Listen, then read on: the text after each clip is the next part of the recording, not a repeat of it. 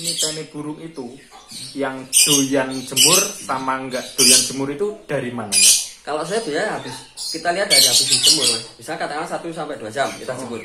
Setelah itu kan kita angin-anginkan. Setiap kali habis diangkat dia dicantol burung itu gacor, berarti kan dia mau panas.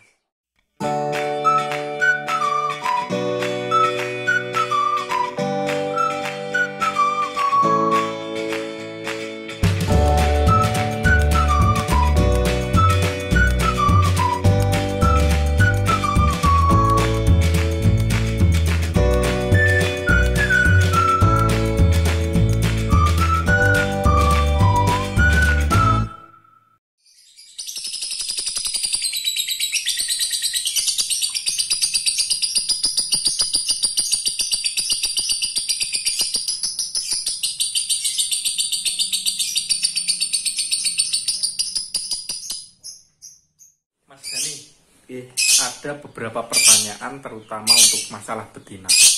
Kalau betina kan biasanya dia sangat sensitif dengan pakan kenceng ataupun jemur. Biasanya kan ada mungkin jemur nanti takut yang birahinya naik, ada takut yang istilahnya liar ataupun tidur. Nek jenengan sendiri menanggapi masalah ini seperti apa? Haruskah dipolos? Haruskah pakan kenceng untuk bisa menghasilkan betina yang mungkin kedepannya bisa ke gacor ataupun ke konslet? Kalau sepengalaman saya mas yang sudah saya lakukan, itu kan untuk tipikalnya sendiri ada 2 karakter burung itu. Yang satu memang dia satunya gacor atau konslet, yang kedua kan vector. Kalau untuk vector sendiri, dulu yang pernah saya terapkan itu memang dia harus di settingan rendah karena kita menjaga birahi. Emosinya yang kita jaga, birahinya kita turunkan. Karena untuk vector kalau emosi birahinya terlalu tinggi kan dia nanti nggak bagus mas. Jadi emosinya hilang. Tapi kalau untuk gacor sendiri, apalagi ke arah konslet, kalau menurut saya malah emosinya yang kita hilangkan, birahinya yang kita naikkan. Jadi dia lebih dominan pakai birahi. Gitu. Menurut saya seperti itu. Jadi harus dipakan kenceng ataupun kalau kenceng? Yang sudah saya terapkan untuk betina, saya pakan kenceng. Jemurnya ekstrim saya. Jemur tetap ekstrim? Iya, dari jam 8 sampai jam 3. Itu yang pernah saya terapkan ke Ozawa yang jadi itu yang akhirnya ke konslet itu dia memang awalnya burung itu vector. Pernah saya set vector, cuman setelah saya set vector dia emosinya itu tidak bisa memuncak gitu mas. Sebenarnya tanggung.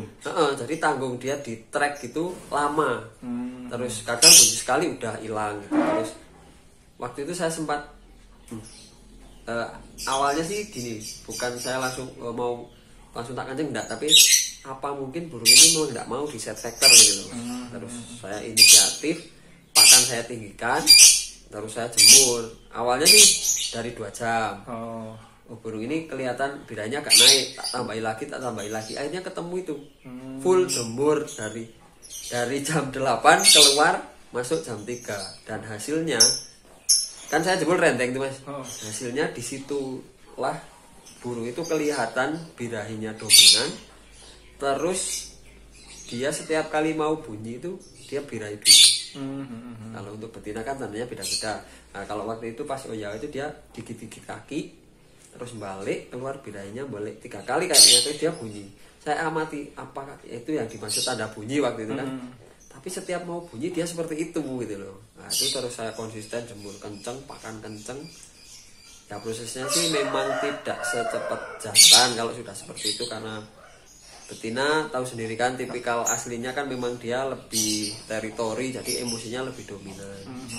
Itu prosesnya saya ada sekitar 4 bulan ya, 4 bulanan rutin itu jemur kenceng, pakan kenceng, dan sampai dia sudah benar-benar gacor, di rendengan pun dia gacor, baru saya ke pasangan. Berarti untuk jenengan sendiri istilahnya bisa memprediksi, mungkin awalnya kan tetap dari vector. Dari vector. Berarti mungkin karena ini mungkin waktunya sudah harus diolah gitu seperti itu. Jadi ibaratnya untuk diolah vector, katakanlah kita ada grad waktu 1 sampai 2 bulan. Misalnya mau diolah vector burung ini dengan karakter itu harusnya ini udah enak gitu. Misalnya kita mau coba, kita mau ini harusnya burung itu udah enak dengan settingan vektor kalau emang dia tipikalnya mau untuk resep vektor. Tapi waktu itu dia malah nggak mau, jadi tanggung terus gitu loh mas. Apa dia memang nggak mau dengan set rendah gitu kan. Terus saya inisiatif itu akan sekalian. Jadi berarti spekulasi lah, berbau spekulasi rusak ya benar rusak gitu kan. Tapi memang awalnya dia memang durasi bagus. Durasi bagus untuk si Ozawa itu dia durasi bagus. Ternyata setiap dia bunyi itu sudah tadinya sudah kepalanya itu agak miring gitu mas. Jadi gayanya udah keluar, cuma dari tipikal awal tuh saya feelingnya ke vektor karena burung itu memang pembawaannya awalnya vektor mas.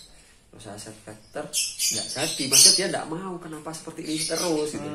Terus akhirnya saya keber pakan kenceng, jemur kenceng, EF setiap hari. Jagung itu. Jagung. Berarti emang benar-benar harus ngopeni manuk ini main feeling ya mas? Kalau saya memang ke situ mas. Jadi dari sekian bahan yang saya punya, itu pun juga ada feeling sendiri-sendiri kayak ini misalnya ini dia dijemur kenceng harusnya seperti ini, oh ini berarti tidak mau gitu kan. Perasaan juga teman kita meraba, kita lihat karakter burungnya. Jadi memang kalau saya feeling itu sangat penting. Nek menurut jenengan sendiri, apakah lovebird betina vektor itu lebih mudah dicetak ke arah komplek daripada betina yang istilahnya gacor liar? Kalau saya memang jadi gini, konslet itu kan bisa dibilang birahi yang jebol kan, katanya ada jebol birahi lah. Jebol birahi itu, istilahnya kan seperti itu. Burung bisa jebol birahi kan karena dia emosinya sudah tidak terkontrol kan. Ya sepengalaman saya kalau untuk walaupun jantan atau betina, kalau yang awalnya burung itu gacor liar itu sardot mungkin ya, itu kayaknya nggak bisa. Tetap awalnya burung itu vektor, emosinya berlebih, birahinya naik, jadinya bisa ke arah situ. Apa mungkin karena nek seumpama ada bahan vektor bagus, apa mungkin karena wah ini durasinya udah lumayan diolah, apa juga faktor seperti itu juga mas? Bisa juga dari situ, karena rata-rata kalau saya amati burung yang jadinya ke konten itu ya awalnya memang dari vektor situ durasinya bagus, terus karena mungkin dia over gitu loh mas, jadinya ya jebol itulah katakanlah kan seperti itu.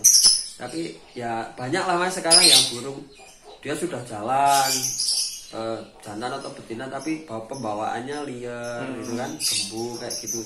Sampai sekarang juga seperti itu terus gitu loh, tidak bisa ke arah konslet gitu loh mas. Jadi memang awalnya vektor, terus lama-lama karena dia birahinya terus naik kan ke gacor. Nah, setelah gacor itu bisa jadi ke arah konslet. Tadi kan bisa dikatakan jemur itu nggak langsung jemur gitu ya mas, tetap step by step. Jadi kan kita sambil lihat perkembangannya si burung itu loh mas. Kan takutnya nanti sekali kita langsung paksa jemur total bisa jadi fatal, burung itu mati bisa teman, dehidrasi. Jadi memang kita raba dulu. Kalau misalnya ini pertama 1 jam sampai 2 jam, gimana burung ini biasanya kan ada yang burung itu bisa dengan jemur kenceng, ada yang nggak bisa teman. Jadi disitulah kita mulai harus bisa selektif, dilihat kalau ini enak tambahin lagi. Berarti jenengan istilahnya niteni burung itu yang doyan jemur sama nggak doyan jemur itu dari mananya? Kalau saya biasanya kita lihat dari habis dijemur mas. Bisa katakan 1 sampai 2 jam kita jemur. Setelah itu kan kita angin-anginkan. Setiap kali habis diangkat dia dicantol burung itu gacor, berarti kan dia mau panas.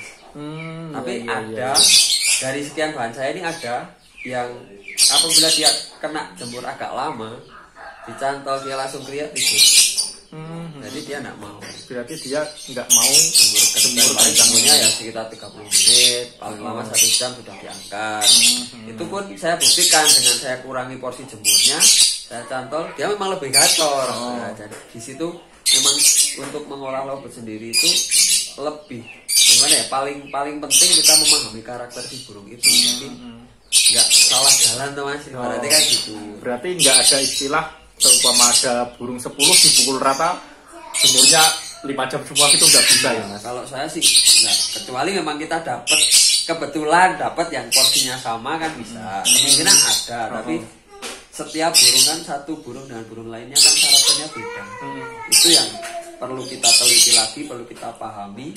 Jadinya nantinya burung itu ketemu titik nyamannya dia gitu. Jadinya kan memang harus dilihat dari sekian burung. Oh ini dari posisinya dia harus sekian, terus pakan pun begitu. Ada yang ini harus ditinggikan, harus kencang banget. Kencang banget. Ada yang ini ibaratnya porsinya dosisnya sekian persen gitu kan ada kan. Jadi memang untuk awal kita proses itu memang kita harus mungkin kita sama dulu. Katakanlah dosisnya 50% semua. Nanti kan dilihat, oh ini kurang kencang, ini ditambah. Ada juga yang misalnya ini udah dikasih sekian, oh ini kok burung ini jatuhnya liar atau gemuk, berarti kan dia tidak mau, itu harus dikurangi. Jadi memang ya intinya itu kita harus lebih teliti. Berarti benar-benar tahu porsi burung ini seperti apa. Haruskah dikenceng, haruskah mungkin sedang, harus jemur kenceng juga, mungkin harus tanpa jemur gitu. Nah itu fungsinya kenapa kita harus step by step untuk melihat perkembangan si burung itu. Karena kalau kita langsung sekali ibaratnya langsung disikat kenceng, jemur kenceng, belum tentu burung itu cocok dengan itu gitu kan. Jadinya kan udah fatal dulu.